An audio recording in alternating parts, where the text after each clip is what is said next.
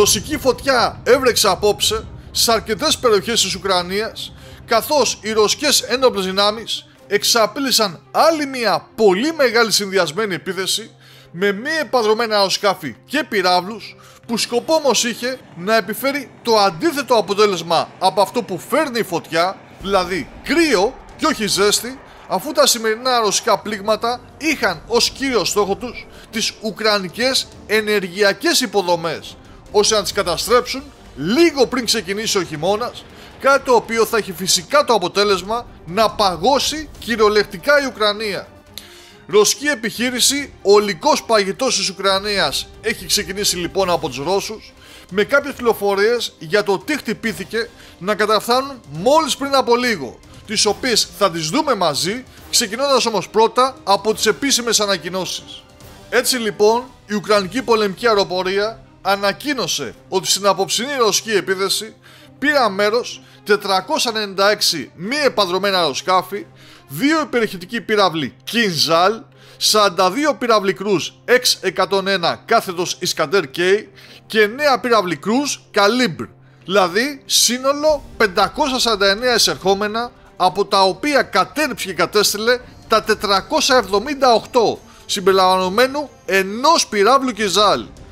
Το Ρωσικό Υπουργείο Άμυνας από την πλευρά του ανακοίνωσε ότι επιτέθηκε με κατευθυνόμενα όπλα ακριβίας από ξηρά, θάλασσα και αέρα και με μη επανδρομένα αεροσκάφη, στοχεύοντας εγκαταστάσεις του Ουκρανικού στρατιωτικο-μηχανικού συμπλέγματος και των υποδομών φυσικού αερίου και ενέργειας που υποστηρίζουν τη λειτουργία τους, τις οποίες και χτύπησε. Ποιες ήταν όμως αυτές και σε ποιες τοποθεσίες?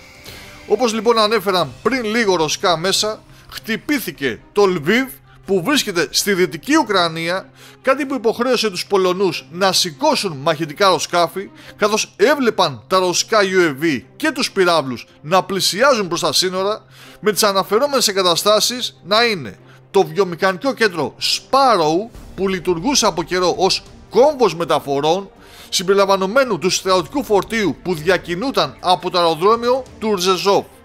Χτυπήθηκε επίσης η Ζαπορίζια, με τα ρωσικά πλήγματα να στοχεύουν ένα από τα εργαστήρια και ένα λεβιτοστάσιο του εργοστασίου Motor Sich, με προσωρινές διακοπές ηλεκτροδότησης να καταγράφονται αμέσως μετά.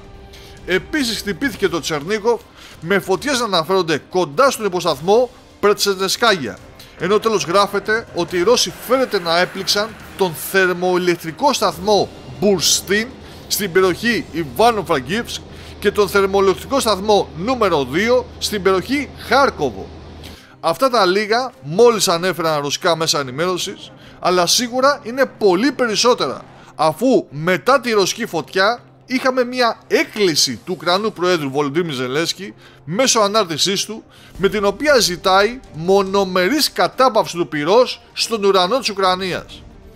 Μια μονομερής κατάπαυση του πυρός στον ουρανό είναι εφικτή και μπορεί να ανοίξει το δρόμο για πραγματική διπλωματία.